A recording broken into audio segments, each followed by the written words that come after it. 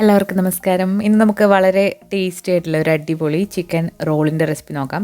Chicken roll എന്ന് പറയുമ്പോൾ നമ്മൾ ഈ ഒരു ബണ്ണിൽ ചിക്കനൊക്കെ സ്റ്റഫ് ചെയ്തിട്ടുള്ളൊരു ബണ്ണാണ്. ചിക്കനും ചീസും ഒക്കെ സ്റ്റഫ് ചെയ്തിട്ട് നല്ല ടേസ്റ്റി ആയിട്ടുള്ളൊരു ഡിന്നർ റോളാണ് നമ്മളിന്ന് കാണിക്കുന്നത്. അപ്പോൾ ഇതിൻ്റെ പ്രത്യേകത എന്ന് പറയുമ്പോൾ നല്ല പഞ്ഞി പോലുള്ളൊരു ബണ്ണാണ്. അതുപോലെ നമ്മളിതിന് മുൻപ് ഒരു മിൽക്ക് ബണ്ണിൻ്റെ റെസിപ്പി അപ്ലോഡ് ചെയ്തിട്ടുണ്ട്. അപ്പോൾ അത് ഒരുപാട് പേര് ട്രൈ ചെയ്ത് നോക്കിയിട്ട് ഫോട്ടോസൊക്കെ സെൻഡ് ചെയ്തിട്ട് ഉണ്ടായിരുന്നു. അതുപോലെ തന്നെ നമ്മളൊരു ചോക്ലേറ്റ് ബണ്ണിൻ്റെ റെസിപ്പിയും അപ്ലോഡ് ചെയ്തിട്ടുണ്ട്. അതും ഒരുപാട് പേര് ട്രൈ ചെയ്ത് നോക്കി. അപ്പോൾ ഇതും അതുപോലെ തന്നെ ടേസ്റ്റി ആയിട്ടുള്ളൊരു സൂപ്പർ സോഫ്റ്റ് ആയിട്ടുള്ളൊരു ബണ്ണാണ്. അപ്പോൾ അധികം താമസിയാതെ അതെങ്ങനെയാണെന്ന് നോക്കാം. ആദ്യം തന്നെ നമുക്ക് ഈ ഒരു സോഫ്റ്റ് ആയിട്ടുള്ള ബണ്ണ് എങ്ങനെയാണ് തയ്യാറാക്കുന്നത് നോക്കാം. അതിന് വേണ്ടിയിട്ട് നമ്മളിവിടെ 250 ഗ്രാം മൈദ എടുത്തിട്ടുണ്ട്. മൈദയിലേക്ക് 1 ടീസ്പൂൺ ഉപ്പ് ചേർത്ത് കൊടുക്കാം. കറക്റ്റ് 1 ടീസ്പൂൺ തന്നെ ചേർക്കുക.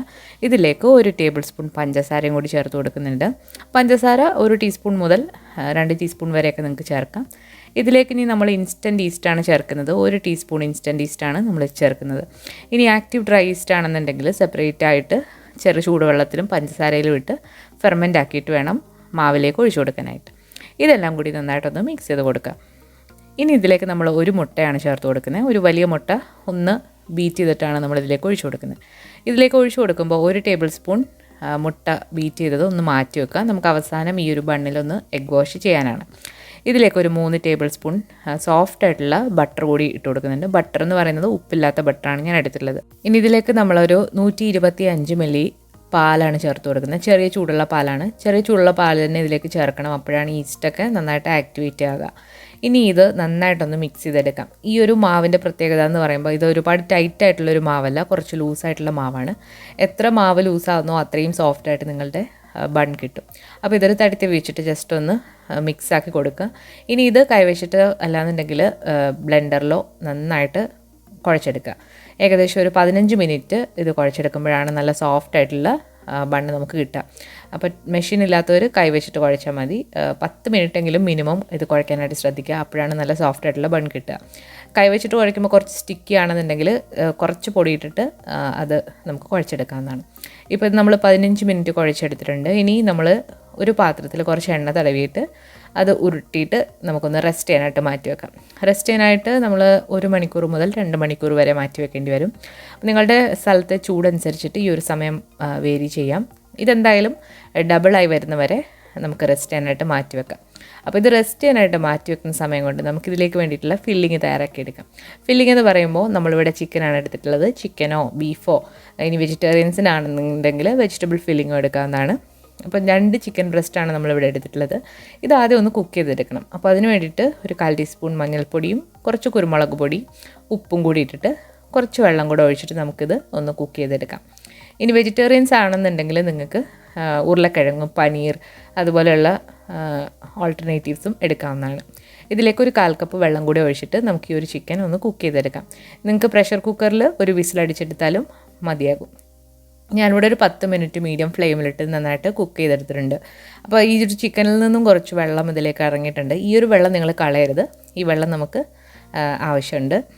അപ്പോൾ ഈ ഒരു ചിക്കൻ നന്നായിട്ട് വെന്തതിന് ശേഷം നമുക്ക് തീ ഓഫ് ചെയ്തതിന് ശേഷം നന്നായിട്ട് തണുപ്പിച്ചെടുക്കാം. അതിനുശേഷം ഈ ഒരു ചിക്കൻ ഇതുപോലെ കൈവച്ചിട്ട് ഇതുപോലെ ഒന്ന് പിച്ചെടുക്കാം. അതുപോലെ തന്നെ ആ ഒരു വെള്ളവും ഒരു പാത്രത്തിലാക്കി വെക്കുക. അത് നമുക്ക് ഈ ഒരു ഫില്ലിങ്ങിൽ ചേർത്ത് കൊടുക്കാനാണ്. ഒരു പാൻ ചൂടായി വരുമ്പോഴത്തേക്ക് അതിലേക്ക് 1 ടേബിൾ സ്പൂൺ ഓയിൽ ഒഴിച്ചു കൊടുക്കാം. ഓയിൽ എന്ന് പറയുമ്പം ഏത് വേണമെങ്കിലും എടുക്കാം. ഇതിലേക്ക് ഒരു മീഡിയം സൈസിലുള്ള സവാള ചെറുതായിട്ടൊന്ന് കഷ്ണങ്ങളാക്കിയത് ഇട്ട് കൊടുത്തിട്ടുണ്ട്. ഇനി നമുക്കിതിലേക്ക് ആവശ്യത്തിനുള്ള ഉപ്പ് കൂടി ഇട്ട് കൊടുത്തിട്ട് സവാള നന്നായിട്ടൊന്ന് വഴറ്റിയെടുക്കാം. ഉപ്പ് കൂടി ഇട്ട് കൊടുത്തിട്ടുണ്ട്. ഇനി ഇതിലേക്ക് നമ്മളൊരു 2 ടീസ്പൂൺ ഇഞ്ചി വെളുത്തുള്ളി പേസ്റ്റാണ് ചേർത്ത് കൊടുക്കുന്നത്. ഇഞ്ചി വെളുത്തുള്ളി പേസ്റ്റ് കൂടി ചേർത്തിട്ട് അതിൻ്റെ പച്ചമണം നന്നായിട്ടൊന്ന് മാറ്റിയെടുക്കാം. ഇഞ്ചി വെളുത്തുള്ളിയുടെ പച്ചമണമൊക്കെ മാറി വന്നു കഴിഞ്ഞാൽ ഇതിലേക്കൊരു 1/4 ടീസ്പൂൺ മഞ്ഞൾപ്പൊടി അതുപോലെ എരിവിന് ആവശ്യമായിട്ടുള്ള മുളക് പൊടി, ഞാനിവിടെ കാശ്മീരി ചില്ലി പൗഡറാണ് എടുത്തിട്ടുള്ളത്. അതുപോലെ തന്നെ ഗരം മസാല ഒരു 1/4 ടീസ്പൂൺ ഗരം മസാല. ഇനി എരിവിന് ആവശ്യമായിട്ടുള്ള കുരുമുളക് പൊടി ഇത്രയും കൂടി ഇട്ടിട്ട് അതിൻ്റെ പച്ചമണം നന്നായിട്ടൊന്ന് മാറ്റിയെടുക്കാം.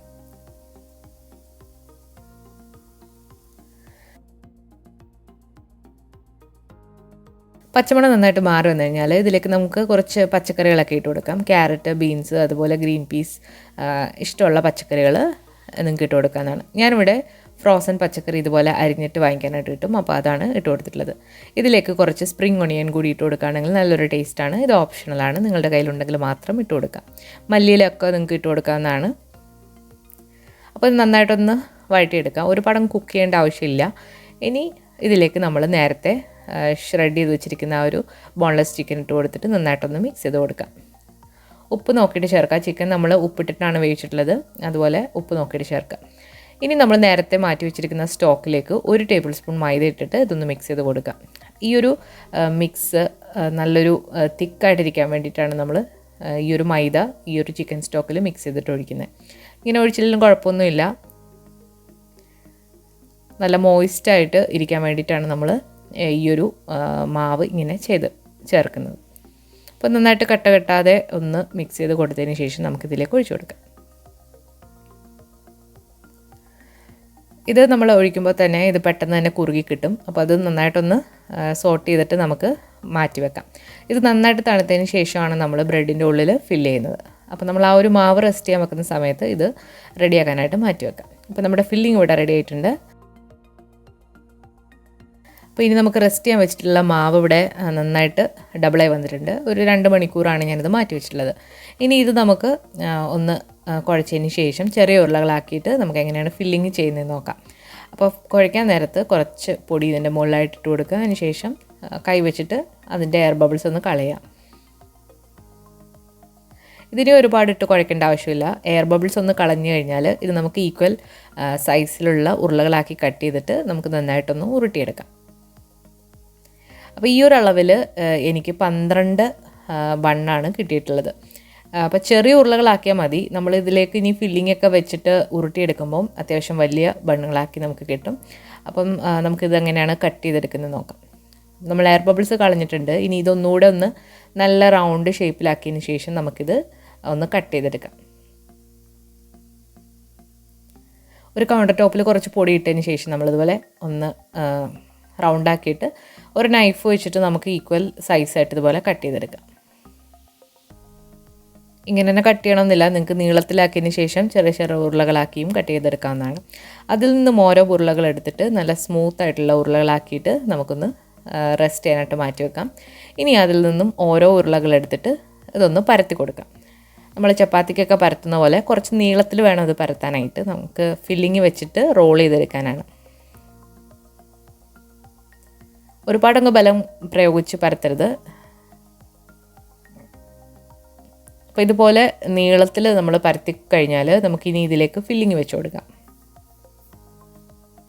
ഫില്ലിംഗ് എന്ന് പറയുമ്പോൾ നമ്മൾ 1 ടേബിൾ സ്പൂൺ ഫില്ലിംഗ് എടുത്തതിന് ശേഷം ഈ ഒരു പരത്തിയതിൻ്റെ ഏറ്റവും അറ്റത്തിന് കുറച്ച് മുന്നായിട്ട് വെച്ച് കൊടുക്കുക, ഞാൻ ഈ കാണിക്കുന്ന പോലെ. ഇനി നമ്മളിതൊരു ചിക്കൻ ചീസ് ഫില്ലിംഗ് ആണ് ഇപ്പോൾ കൊടുക്കുന്നത്. അപ്പോൾ ചീസ് ഉണ്ടെങ്കിൽ ചീസ് കൂടെ ഇതിൻ്റെ മുകളിലായിട്ട് വെക്കുക. ചീസ് ഉണ്ടെങ്കിൽ മാത്രം മതി, ഇല്ലെങ്കിൽ ചിക്കൻ മാത്രമായാലും കുഴപ്പമൊന്നുമില്ല.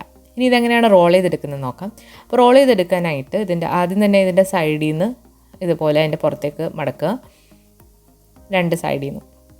ഇനി ഈ ഒരു ഭാഗം കൊണ്ട് ഇത് കവർ ചെയ്തതിന് ശേഷം അങ്ങോട്ടേക്ക് ഇതുപോലെ റോൾ ചെയ്തെടുക്കുക. അപ്പോൾ നമ്മളിങ്ങനെ ചെയ്യുമ്പം ഇത് നന്നായിട്ട് കവറായിരിക്കും, ഈ ഫില്ലിംഗ് ഒന്നും വെളിയിലൊന്നും ചാടിപ്പോവില്ല.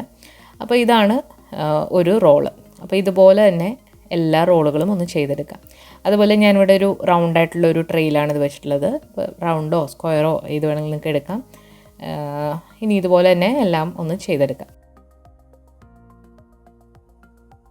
അപ്പോൾ എല്ലാം ഇതുപോലെ റോൾ ചെയ്തതിന് ശേഷം നമുക്ക് ഈ ഒരു പാത്രത്തിലാക്കി കുറച്ച് ഗ്യാപ്പ് ഇട്ടിട്ടാണ് നമ്മൾ വെച്ച് കൊടുത്തിട്ടുള്ളത്. ഇതിനെ ഒന്ന് കവർ ചെയ്തിട്ട് വീണ്ടും 1 മണിക്കൂർ ഒന്ന് റെസ്റ്റ് ചെയ്യാനായിട്ട് മാറ്റി വെക്കുക. അപ്പോൾ ഇതൊന്നുകൂടെ ഒന്ന് നന്നായിട്ട് പൊങ്ങിക്കിട്ടും. അപ്പോൾ നമ്മൾ 1 മണിക്കൂർ കഴിഞ്ഞിട്ടുണ്ട്. അപ്പോൾ നമ്മുടെ ബണ്ണൊക്കെ നന്നായിട്ട് ഒന്നുകൂടെ ഒന്ന് പൊങ്ങി വന്നിട്ടുണ്ട്. ഇനി ഇതിൽ നമുക്ക് എഗ് വാഷ് കൊടുക്കണം. എഗ് വാഷ് കൊടുക്കാനായിട്ട് നമ്മൾ നേരത്തെ 1 ടേബിൾ സ്പൂണോളം മുട്ടയുടെ മഞ്ഞ മാറ്റി വെച്ചിട്ടുണ്ടായിരുന്നു. അപ്പോൾ അത് വെച്ചിട്ട് ഒന്ന് ബ്രഷ് ചെയ്ത് കൊടുക്കാം. ആ ഒരു കറക്റ്റ് 1 ടേബിൾ സ്പൂൺ മതിയാകും ഇത്രയും ബ്രഷ് ചെയ്തെടുക്കാനായിട്ട്. അപ്പോൾ എഗ് വാഷ് കൊടുക്കുമ്പോൾ ഒരു നൈസ് ഒരു ബ്രൗൺ കളർ കിട്ടും നമ്മൾ ബേക്ക് ചെയ്തെടുക്കുമ്പോൾ. അപ്പോൾ എഗ് വാഷ് കൊടുത്തു കഴിഞ്ഞാൽ ഇതിലേക്ക് മുകളിൽ നല്ലൊരു ഭംഗിക്ക് വേണ്ടിയിട്ട് കുറച്ച് വെളുത്ത എള്ളും അതുപോലെ തന്നെ കുറച്ച് മല്ലിയില ഉണങ്ങിയത് അല്ലെന്നുണ്ടെങ്കിൽ ഒറിഗാനോ അതൊക്കെ ഉണങ്ങിയത് ഇതിൻ്റെ മുകളിലായിട്ടൊന്ന് സ്പ്രിങ്കിൾ ചെയ്ത് കൊടുക്കാം, നല്ലൊരു ഭംഗിക്ക് വേണ്ടിയിട്ടാണ്. അപ്പോൾ ഇനി നമുക്കിത് ബേക്ക് ചെയ്തെടുക്കാം. ബേക്ക് ചെയ്തെടുക്കാനായിട്ട് 180 ഡിഗ്രിയിൽ 25 മിനിറ്റാണ് ഇത് ബേക്ക് ചെയ്തെടുക്കുന്നത്, പ്രീ ഹീറ്റ് ചെയ്ത അവനിൽ. ഏറ്റവും താഴത്തെ റാക്കിലാണ് ഞാനിത് വെച്ചിട്ട് ബേക്ക് ചെയ്തിട്ടുള്ളത്. അപ്പോൾ നമ്മളിപ്പോൾ ബേക്ക് ചെയ്ത് എടുത്തിട്ടുണ്ട്. അപ്പോൾ നല്ല സോഫ്റ്റ് ആയിട്ടുള്ള ബണ്ണാണ്. അപ്പോൾ അത് തണുക്കുമ്പോൾ ഒന്നുകൂടെ നല്ല സോഫ്റ്റ് ആവും. അപ്പോൾ ഞാൻ ഇതുവരെ ഉണ്ടാക്കിയതിൽ വെച്ചിട്ട് ഏറ്റവും സോഫ്റ്റ് ആയിട്ടുള്ളൊരു ബണ്ണാണിത്. എടുക്കുമ്പോൾ തന്നെ നമുക്ക് നല്ലതായിട്ട് ഫീൽ ചെയ്യും ഇതിൻ്റെ സോഫ്റ്റ്നെസ്. അപ്പോൾ നല്ല ടേസ്റ്റിയുമാണ് അകത്ത് ആ ഒരു ഫില്ലിങ് എന്ന് പറയുന്നത്. അപ്പോൾ കൊച്ചു കുട്ടികൾക്കൊക്കെ ഒരുപാട് ഇഷ്ടപ്പെടുന്ന ഒരു ഡിന്നർ റോളാണ്. അപ്പോൾ എല്ലാവരും ഒന്ന് ട്രൈ ചെയ്ത് നോക്കുക. നിങ്ങൾക്ക് കാണുമ്പോൾ തന്നെ അറിയാം നല്ല സോഫ്റ്റ് ആയിട്ടുള്ളൊരു ബണ്ണാണ്. നന്നായിട്ട് ഇത് വന്നിട്ടുണ്ട്. അപ്പോൾ എല്ലാവരും ഒന്ന് ട്രൈ ചെയ്ത് നോക്കിയതിന് ശേഷം നിങ്ങളുടെ ഫീഡ്ബാക്ക് അറിയിക്കുക. അതുപോലെ നിങ്ങൾ ട്രൈ ചെയ്യുന്ന ഫോട്ടോസ് നമ്മുടെ ഇൻസ്റ്റാഗ്രാമിലേക്കോ ഫേസ്ബുക്കിലേക്കോ സെൻഡ് ചെയ്ത് തരിക. അതുപോലെ വീഡിയോ ഇഷ്ടമായാൽ ലൈക്ക് ചെയ്യാനും ഷെയർ ചെയ്യാനും മറക്കരുത്. പുതിയൊരു റെസിപ്പി വീഡിയോ ആയിട്ട് നമുക്ക് വീണ്ടും കാണാം. താങ്ക്